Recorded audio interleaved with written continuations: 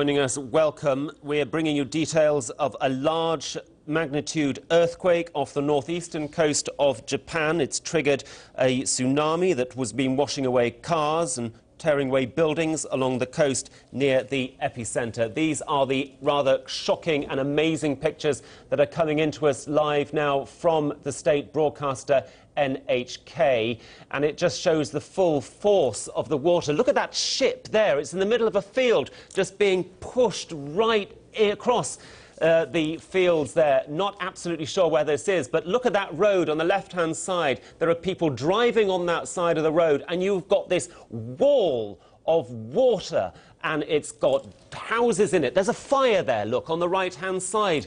They're in the middle of the water. It is quite astonishing pictures as that wall of mud, of debris, makes its way over to the road, swallowing up everything in its path. And you can see the power. That looks to be quite a big ship. There's a lorry, and we wonder whether that is going to be caving away.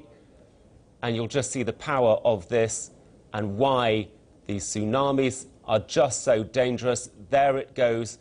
An articulated lorry, a big truck, just engulfed by the sheer wall of water.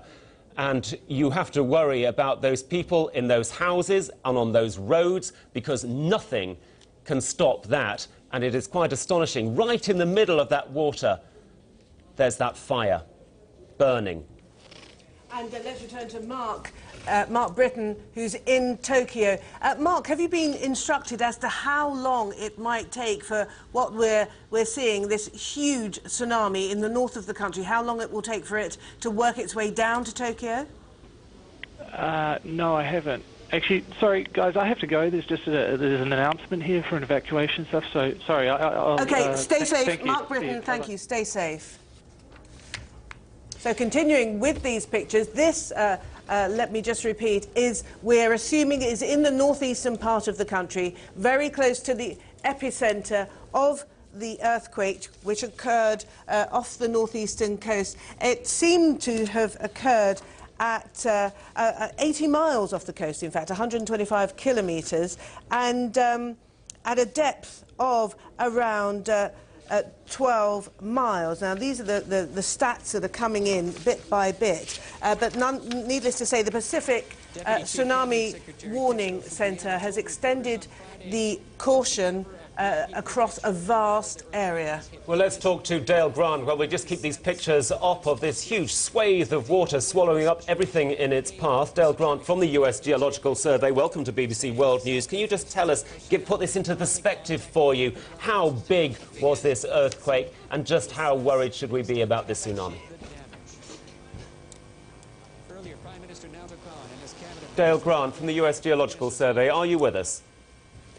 We'll try and get Dale Grant back from the US Geological Survey and speak to him just as soon as we can, but the latest we have, a massive 8.9 magnitude quake has hit northeast Japan, causing many injuries, fires and a 4-metre tsunami along parts of the country's coastline. There were several strong aftershocks and a warning of a 10-metre tsunami following the quake. And we're looking at these quite horrific pictures of this huge wall of water that just swept through everything in its path.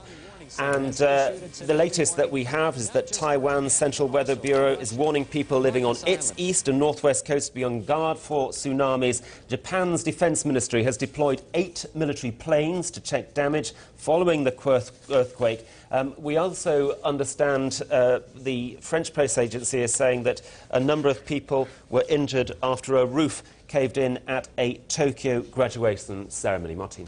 And just to expand on the Pacific Tsunami Warning Centre, which has now put on alert a vast swathe of the Pacific region. It obviously includes Japan, Russia, Marcus Island and the Northern Marianas.